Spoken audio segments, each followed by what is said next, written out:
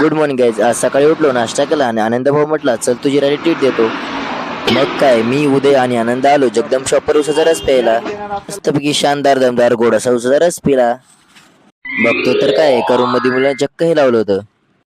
नंतर गोरापान चेहरा नटून तटून शुभम आला होता. त्यासोबत निघालो जेवण करायला. जेवण केलं आणि म्हटलं उन्हाळा आहे तर थोडे आंबे तोडून घेऊन येऊया.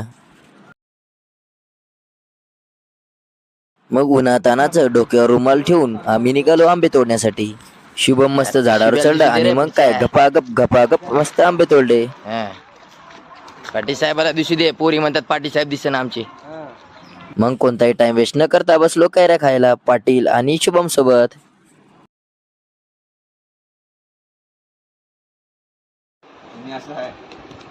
काय ना पाटील साहेब, तू पोरीला आवडतोस. ट्रॉफी हाऊस थोडं EPLचं काम बाकी होतं म्हणून आलो गावात.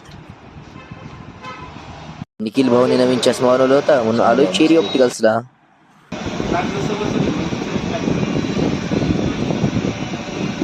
चेरी ऑप्टिकल्सला सर्व प्रकारचे चष्मे दर्जेदार व स्वस्त दरात मिळतात. नंतर पाटील साहेब पडले, चला तुम्हाला कचोरी घालतो. मस्त दोघांनी कचोरीचा आस्वाद घेतला. भूक काही भागली नाही म्हणून तोंड गोड करण्यासाठी चॉकलेट घेतले. मग आलो कॉलेजला. बघतो तर काय, अतुल भाऊ फोनवर बोलत बसले होते.